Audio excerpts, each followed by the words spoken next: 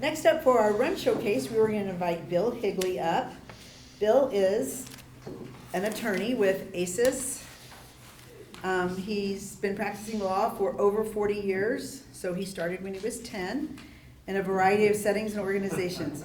He concentrates on estate planning, trust, corporate, and commercial law. Along the way, he's had opportunities to learn how gratitude changes his life, and he'd like to share today about being intentional, focused, and original at the same time. Be clever and creative now, how to generate new ideas when you need them, and how to amaze yourself and your friends with creativity. So without further ado, let's invite Bill to the front of the room.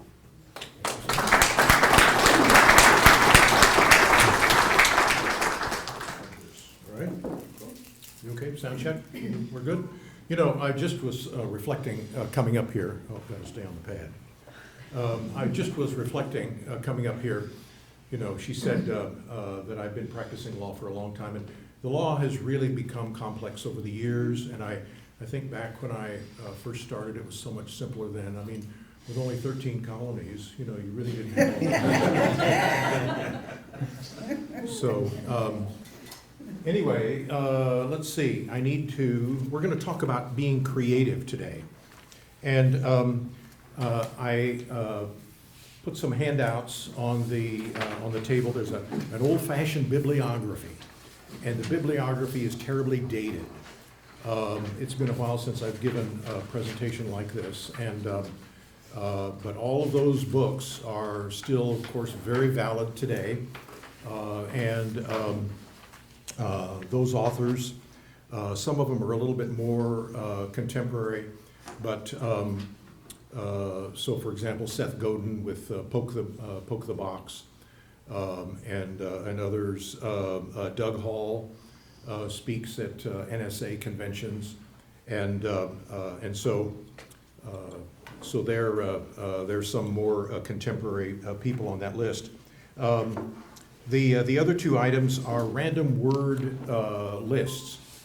Today, you don't need this on paper. You go on the web and you go to randomwordgenerator.com, and you can get single words, double words, 3-word phrases, all sorts of things on there. But these are also alternate lists. And the other thing in the tchotchkes and playthings category, this is a coffee cup with a random word list printed on it. So if you're at a loss for words, you can look at your coffee cup and come up with a random word. So we're going to talk about random words today also. So we talk about being creative, and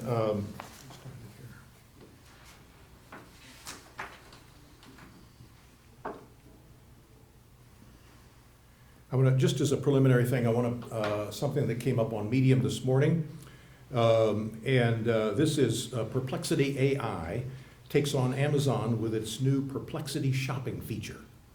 So this came up, and it's really interesting, not to read the article, but there's some statistics, and a new word I've never heard in this, and I'm going to share this with you. This is Shop with Perplexity. And it looks really, really interesting, one click to buy and all that stuff. But some statistics on this are really interesting. This, and it's keyed to Shopify. And so the statistics on the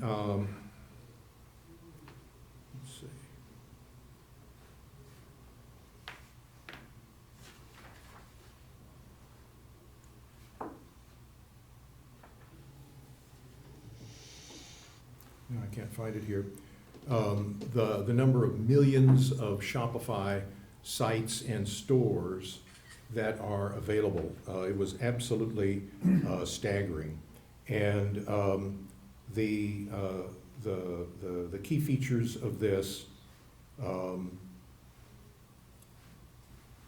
can't find the sentence now, but the word that came up today was, that I've never heard before, is that this helps to eliminate the enshittification of the shopping experience. Totally new word to me, all right? So that's an example of some of the stuff we're talking about here today, the word, not the experience. All right, so first of all, we all know creative people, people we admire because they're clever, because they're creative, and what that usually means is that they think of things that we don't think of, or that we haven't thought of yet, or they seem to be never at a loss for an idea. So the good news is that it's not an accident. So you don't have to wait for the lightning to strike at all. It's not an accident, it's a skill that can be studied and that can be learned. And further, it's not about who you are. You don't have to be Leonardo da Vinci. By the way, the documentary that's on PBS now that Ken Burns broadcast Monday night and last night, and it's going to broadcast again, it's utterly fascinating. It is truly amazing. So I'm going to suggest here that being creative is all about possibilities that are out there. And I'm going to suggest that all possible ideas are out there waiting for you to discover them, including the ones that will help you most with whatever problem or objective or intention you have before you. Now, you know, quantum physics, people just love this kind of talk because it's all about possibilities out in the quantum field. But remember that all these ideas, this is part of the belief that underlies this, all these ideas are there waiting for you to discover them. And the reason why is because ideas are all connected with each other by analogies. An analogy is the connection from ideas, from one idea to another. And the analogies themselves are ideas that have properties of each of the ideas that they connect. So if you look at, say for example, M.C. Escher's tessellated tiles, the kind that start with a butterfly on one side of the page and end up with a lizard on the other side of the page, that's a graphic picture of how an analogy works. It goes from one idea to the next with properties of each and connects them. This image, this is one that Edward de Bono used to use all the time in his presentations, that all our ideas are like leaves on this tree, and they're connected through the trunk, which is our experiences. All our ideas are connected by our experiences because our minds are like AI in the sense that they train on our accumulated experiences. So as an infant, we just are showered with experiences, and he said that the mind is a self-organizing mechanism, a self-organizing organism that organizes ideas, and organizes ideas by taking a new experience and sticking it on to a previous one, to a memory, and sticking it on by analogy. And so gradually you build up analogies. And sorry about that. You gradually build up not only connections, and eventually, having gone through enough experiences, we form expectations about what will happen and how ideas are connected. So the process of being creative is the process of disrupting, interrupting those expectations. So here's an example. Disrupting expectations of what is next, okay? So that cartoon says, Escher, get your ass up here. Okay? Right? And so our expectations with respect to the connection between three-dimensional experience and a two-dimensional representation of it are disrupted by that. And so it's funny. So humor is always an example, and incongruity is always an example of the disruption of those kinds of expectations.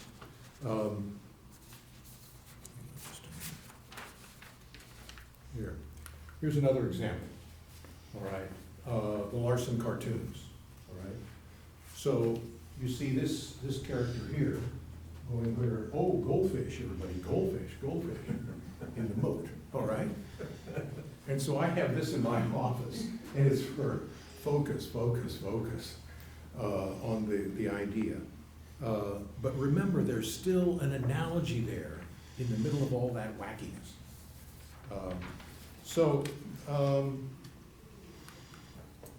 Here we are. So ways to discover, specific strategies to discover analogies. This is, and there are dozens of these strategies, but one that's I think a pretty prominent example is the random word table. So the random word table, every one of those random words has attributes. And the issue or the problem you're trying to solve has attributes. And so when you line those up, and you line the attributes of your problem and the attributes of a random word, all right? Here we are, whale, pool table, a random word, you line that up, and then you'll start to see connections. So we have perfect examples of those connections right here. Mark did it just now. You know, who wants to bet? I could give Mark any word on this cup, and he can come up with a basis for a presentation like that, because that's the way of consciously applying thought to the issue at hand.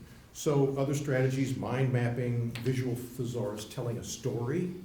Stories work because of analogies. Stories work because there are those experiences that connect with our experiences, and thus connect with all the bank of ideas that we have. So apart from the strategies, from those specific things, this is kind of like the situation. Yes, you take piano lessons to learn how to play the piano, but becoming a musician is what underlies all that. That is a change of habits of mind. And so to become a creative person, and by the way, my primary reference for this is Julia Cameron's book, The Artist's Way. It's in its 30th anniversary edition. It's a 12-week course, but very specific strategies to get you started. The morning pages, for example, three pages of stream of consciousness every morning.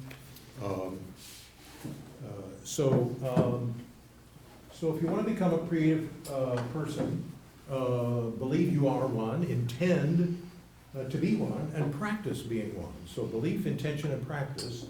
But a good way to go about it is to reverse the order. Start with practice, and the mind will come along. You know, in some programs, it's said, well, get your body to the meeting, and your mind will get there. Your mind will follow along. Get your body into the room, and start the practice. So we reverse the order, and what does that mean? You take a look at what Ken Burns put in the documentary about Leonardo da Vinci. He was obsessed with the hooves of horses. He was obsessed with human anatomy. He was obsessed with the proportions of the face.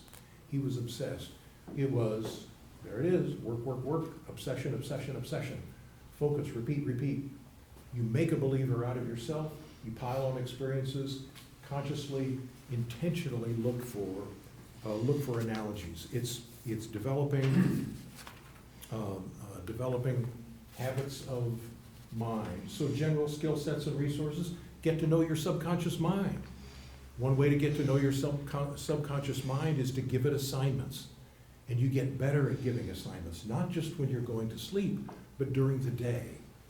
When you walk into a meeting and you take a second and you say, to my subconscious mind, I want to do this, I want to do that, tell me how to do this, give me a suggestion while I'm in the meeting. Things like that. So you don't have to wait till you're nodding off at night. Other strategies here, questions out loud to the universe. Setting up a breakout and what I call interval thinking. So interval thinking is like interval training. Interval training, you exercise very hard and then you slack off. So interval thinking is you think very hard, you push, you concentrate, you effort, you make a concerted effort, and then you pause. You get distracted with something else. You let it go. You put it aside on the shelf. That's when your subconscious mind is into the act. So it's a combination of the conscious mind and the subconscious mind. Each is partners in this creative process. And get comfortable with quiet time and play. Let yourself play. We had a presentation on play last month, and it's absolutely part of the process here.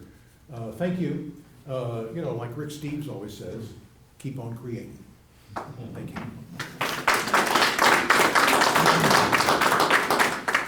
Questions? Yeah. Can you go to the Time is up. slide? I beg your pardon? Cover, the slide before this? I know you didn't get to cover it, but I was just, This one? yes. Sure. Anybody can have the slides if they want those, by the way. There's nothing proprietary here. So when you talked about set up a breakout, what is that? Setting up a breakout, there is a book called Breakout, might be on the bibliography, and it's on what happens when you come to an insight.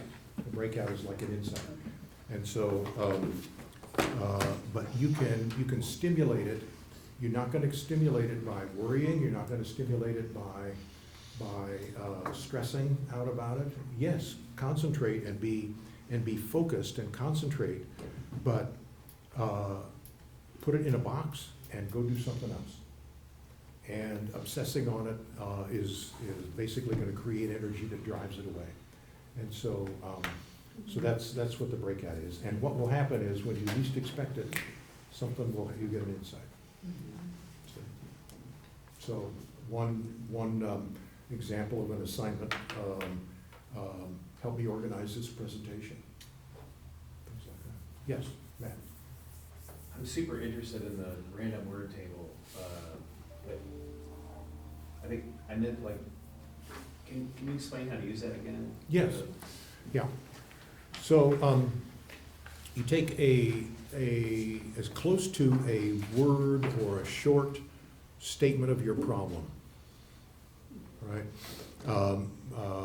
We want to get more people interested in participating in our parks or our program or our walking spaces or something like that.